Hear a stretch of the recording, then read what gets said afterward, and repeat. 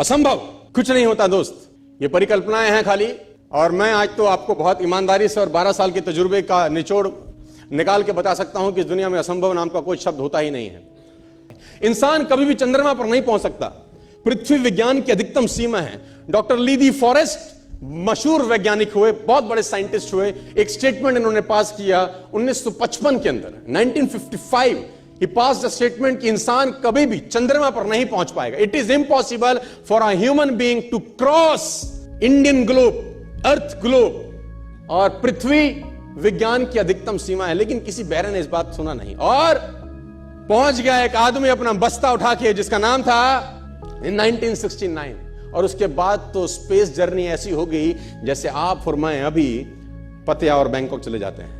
Lord kelvin बहुत बड़े scientist हुए, उनका स्टेटमेंट आया कि सिर्फ पक्षी उड़ान भर सकते हैं, हवा से भारी मशीन का उड़ान भरना असंभव है। इट इज इम्पॉसिबल कि हवा से कुछ भी भारा हो और वो उड़ सके, क्योंकि ग्रेविटी उसको गिरा देगा। लेकिन तमाचा मारा इन लोगों ने, तमाचा मारा और लिख के दिया कि हमने साइकिल के स्पेयर पार्ट से इंसानों को पक्षी बना दिया, साइकिल के स्पेयर पार्ट से इंसानों को पक्षी बना दिया। 16 साल लगे राइट ब्रदर्स को जहाज का निर्माण करने में, लेकिन इन लोगों ने उसकी बात नहीं सुनी कि जो कहते थे कि वायु का सिद्धांत तुम्हारे विपरीत है।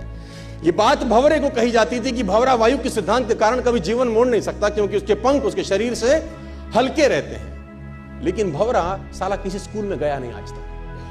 माई doctor told me I will never walk again. मेरे डॉक्टर ने मुझे कहा कि तुम कभी चल नहीं सकोगी। My doctor told me you will never walk again. My mother told me I would, and I believed my mother rather than doctor.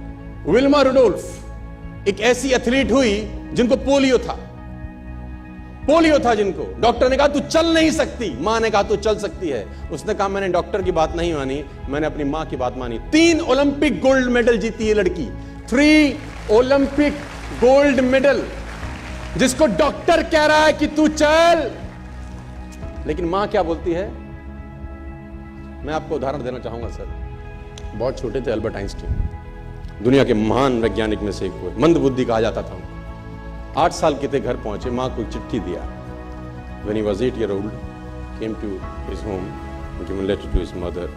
मां को एक चिट्ठी दिया, मां ने वो चिट्ठी पढ़ा, 8 साल के थे, और चिट्ठी में प्रिंसिपल का खत था उसकी मां के नाम। प्रिंसिपल ने ये लिख के भेजा कि आपका बच्चा विलक्षण प्रतिभा का धनी है, ग्रेट पावर है इसके अंदर, क्योंकि बहुत बड़े साइंटिस्ट बने, बड़े हो गए।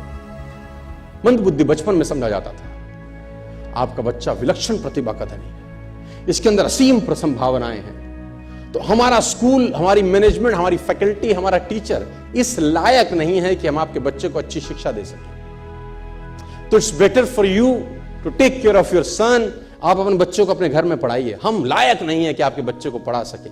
और उसकी मां ने पढ़ते पढ़ते आंखों में आंसू ले आई और उसने बच्चे को कहा कल से तो स्कूल नहीं जाएगा, मैं तेरी परवरिश घर पे करूंगी, क्योंकि तेरा टीचर तुझे इस लायक नहीं समझता। मतलब वो अपने आप को इस लायक नहीं समझते। बच्चा खुश हुआ, मोटिवेट हो गया और लग गया। उसकी मां का निधन हो गया, वो अल्बर्ट आइंस्टीन बहुत बड़े साइंटिस्ट हो गए।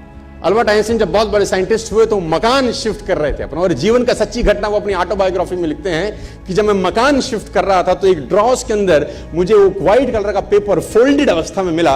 मुझे समझ नहीं था कि क्या है। मैंने उसको फोल्डिंग अवस्था से मिट्टी को हटा के जब खोला तो वो उस टीचर का लेटर था जो बहुत साल पहले टीचर ने मेरे हाथ में दिया था और मैंने अपनी मां के हाथ में रखा था। अब वो बड़ी उत्सुकता के साथ उस खत को पढ़ने लगे। जैसे उन्होंने खत पढ़ना शुरू किया और वो जार जार होके रोए।